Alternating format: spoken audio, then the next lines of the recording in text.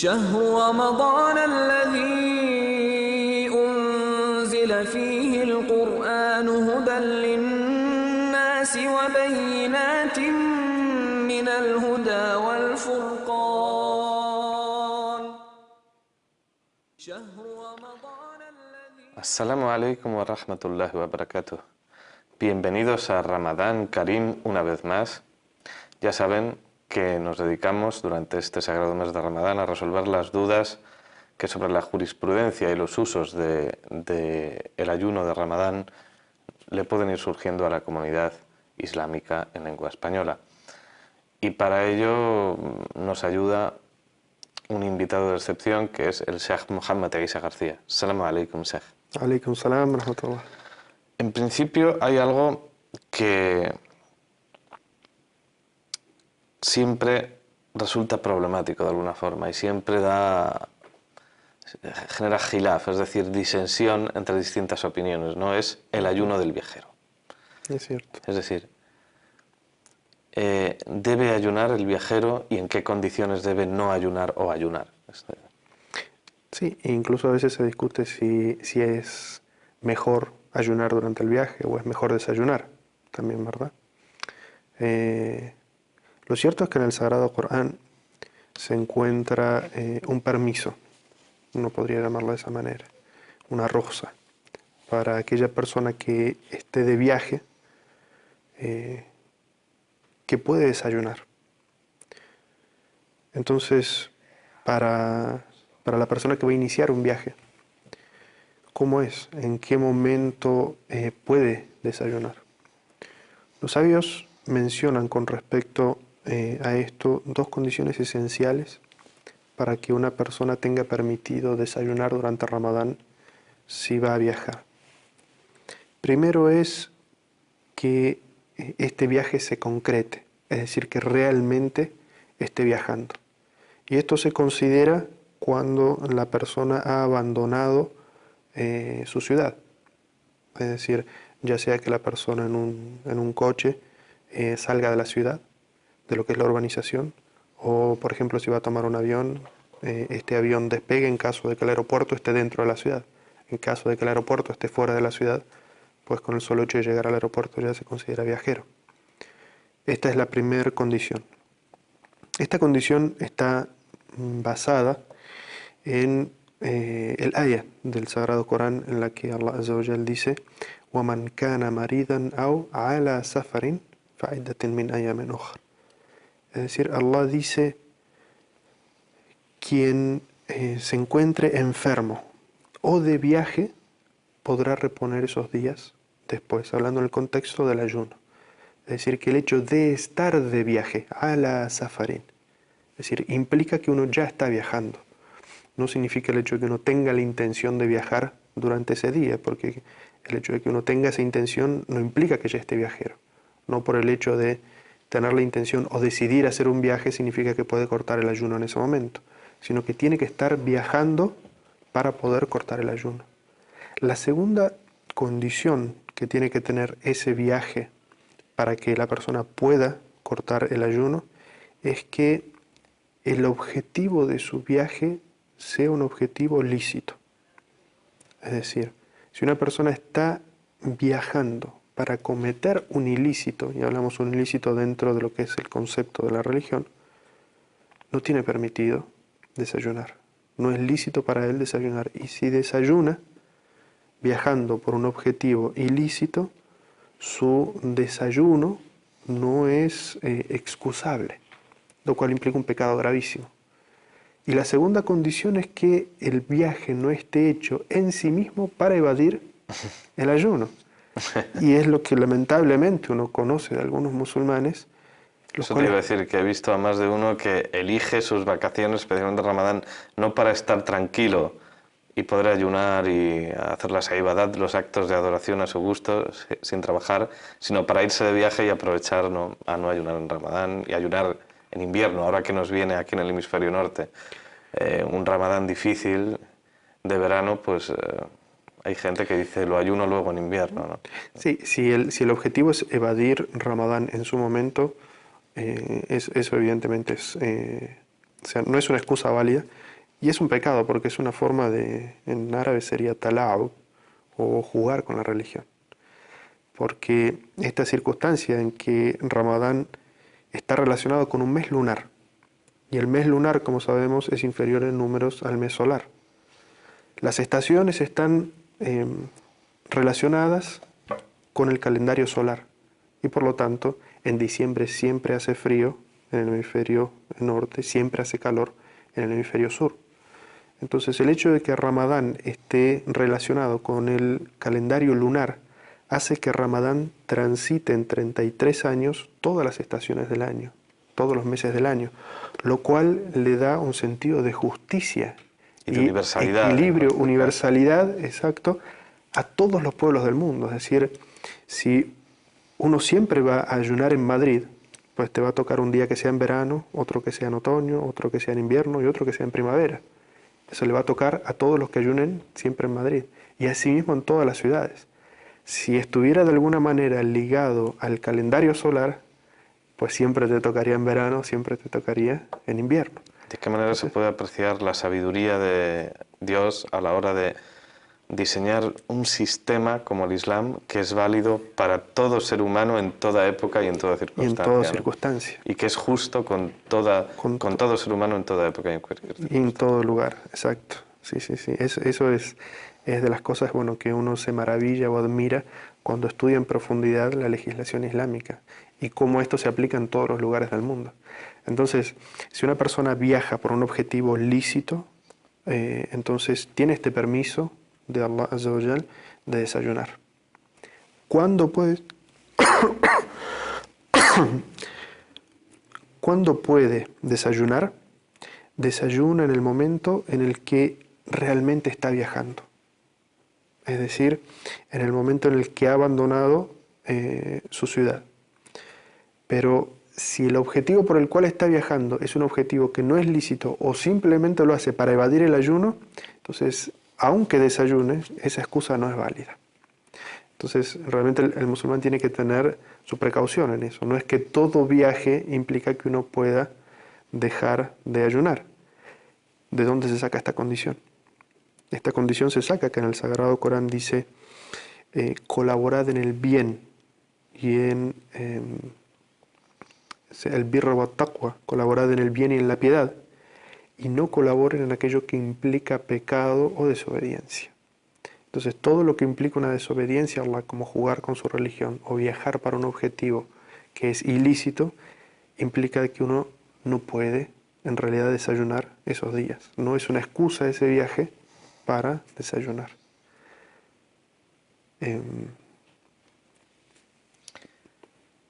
Realmente, sobre este tema hay un matiz que conviene aclarar, ¿no? Porque en todo momento estamos hablando, y con el permiso de Dios, inshallah, vamos a seguir hablando del ayuno durante el viaje, pero antes habría que definir un término.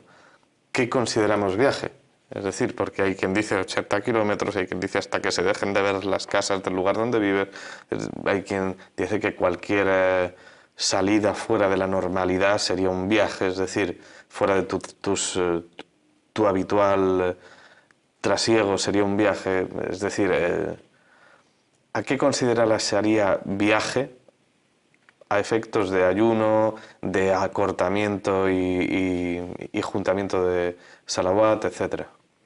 Sí, ese es uno de los puntos en los que hay una gran divergencia de opinión o diversidad de opinión entre los sabios. Es decir, como bien mencionás, algunos consideran que está relacionado con una cantidad limitada de kilómetros.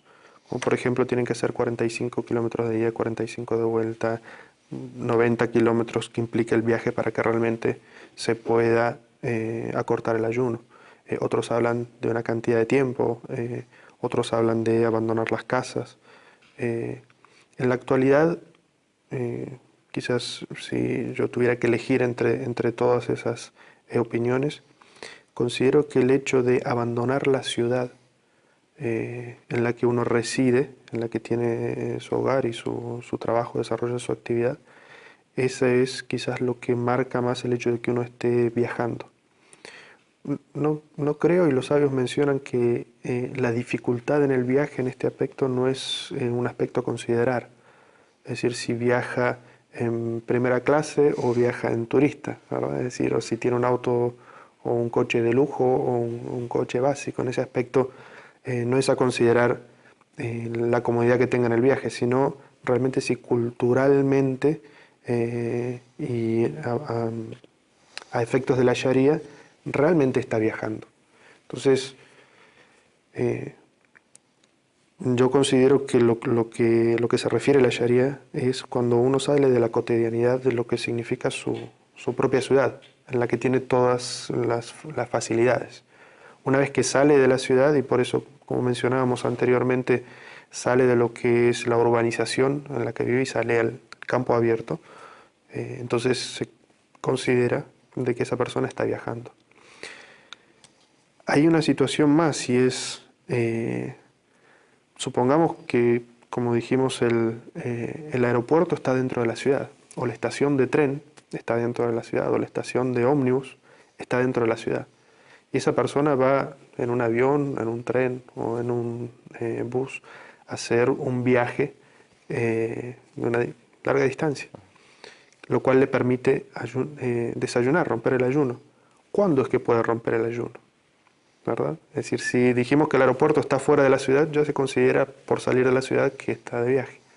Pero si está sentado en el avión dentro de la ciudad o está sentado en el tren dentro de la ciudad, no puede romper el ayuno hasta que su medio de transporte haya salido de la ciudad. En ese momento es que recién tiene el permiso de romper el ayuno. Hasta tanto esté dentro de la ciudad, todavía se debe mantener ayunando. Sobre esto cabría darle una vuelta más, que es que realmente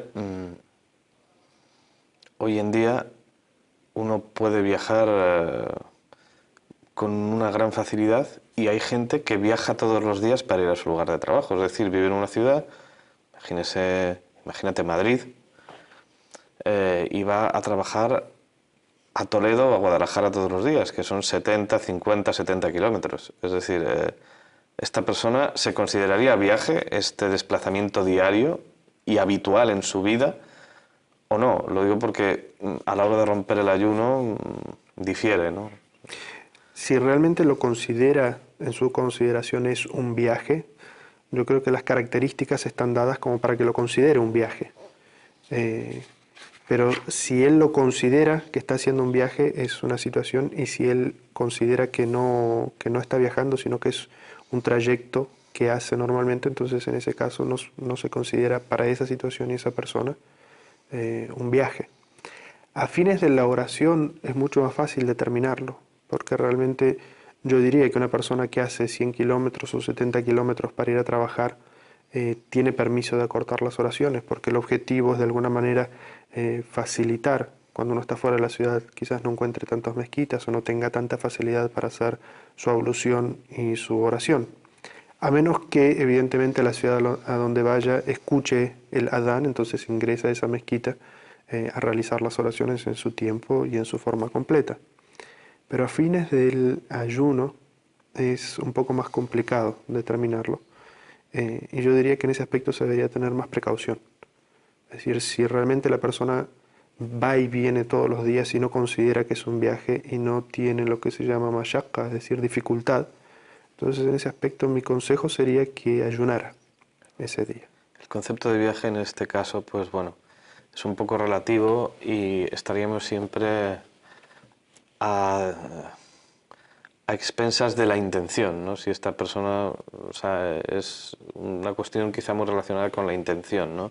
Si la persona considera que es un viaje suficientemente extraño a su vida diaria como para romper el ayuno, o si considera que es suficientemente habitual como para considerarlo algo diario y habitual, ¿no?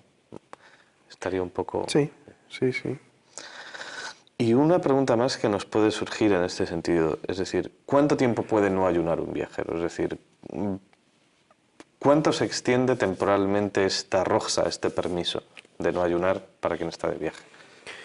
Sí, lo que los sabios han mencionado con respecto a eso es que mientras se encuentre viajando, mientras esté viajando, una persona tiene permitido no ayunar. Supongamos que está en una caravana de camellos en la mitad del desierto y su viaje dura 20 días. Esos 20 días no tiene la obligación de ayunar. Supongamos que hace un viaje, una persona que trabaja conduciendo un camión y tiene que hacer un trayecto que lleva 5 días. Esos 5 días puede no ayunar. Pero aquella persona que viaja, llega a su lugar de destino, aunque no sea su lugar de residencia, sino un lugar de destino temporal, y han pasado 4 días. Luego de esos 4 días, los sabios, a efectos del ayuno, lo consideran residente y debe ayunar hasta tanto inicie su viaje o su recorrido de regreso o a otro destino. Es decir, que después de 4 días de estar en el mismo lugar, los sabios consideran que De permanencia, de residencia. De residencia en un mismo lugar, consideran que la persona tendría que ayunar. Y digo diferencia entre el aspecto de lo que es la oración y lo que es el ayuno. Porque, por ejemplo, una persona que viaja a un lugar, digamos, por 6 meses o por un año por estudio, y lo alcanza Ramadán durante ese periodo que está residente en ese lugar durante ese tiempo, los sabios dicen que, aunque no es su lugar de residencia permanente, sino que es una residencia temporal, el musulmán debe ayunar en esa situación. Es decir, si está por un tiempo determinado y lo alcanza Ramadán ahí, aunque él se considere extraño y viajero, pero está por una residencia temporal, va a estar todo el mes de Ramadán o gran parte de Ramadán en ese lugar, entonces mientras esté en ese lugar debe ayunar. Y esto le sucede a veces a estudiantes o trabajadores que son de un país y están estudiando, trabajando temporalmente en otro país. Y por ejemplo puede suceder que están en España y comienzan el ayuno en España, pero su lugar de residencia habitual es Marruecos. Entonces, mientras estén en España y Ramadán los alcance en España y hayan pasado más de 4 días de que ha llegado, deberían comenzar a ayunar. Y el día en el que deberían comenzar a ayunar es el día en que toda esta comunidad, toda esta nación de los musulmanes de España comienzan a ayunar. Es decir, debe regirse por el comienzo del ayuno del lugar donde se encuentra. Si luego regresa a su país, viaja a otro país, el momento de cortar el ayuno, de romper el ayuno, es también el lugar donde se encuentra en ese momento. Entonces a veces pueden darse situaciones en las cuales ha comenzado con en un día y va a terminar en otro día completamente distinto en otro país. Porque las consideraciones son a veces, o las diferencias, que un país empieza un martes y otro país empieza un miércoles. Entonces él comenzó a ayunar un martes y viaja al país que han comenzado un miércoles. Sí, un tema que ya hemos hablado, las diferencias a la hora del avistamiento de la luna, de los criterios a la hora de cuándo comenzar. ¿Qué es lo que debe hacer este viajero en esta situación? Comienza a ayunar en el país donde se encuentra cuando comienza Ramadán. Y termina Ramadán en el país donde se encuentra cuando termina Ramadán. Porque el profeta sallallahu alaihi wasallam dijo en un hadiz: el ayuno es el día que ayuna toda la gente. Es decir, que la comunidad en su conjunto decide por sus autoridades que comienza Ramadán. Y el ayuno se termina el día que la gente, la comunidad, decide por sus autoridades que ha terminado el ayuno. Es decir, que aunque yo haya comenzado un día antes o un día después en otra comunidad, debo festejar el Eid, el día que en esa comunidad en la que me encuentro se festeja el Eid.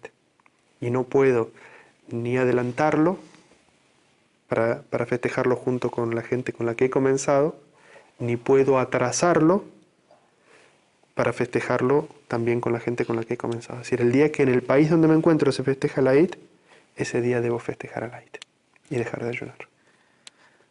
Nos quedan sin duda más cuestiones acerca de el viaje y las exenciones, solo que ya van a tener que ser en otra ocasión porque ha terminado nuestro tiempo. Barakallahu fik, Sheikh. Wa fikum barakallahu Ali.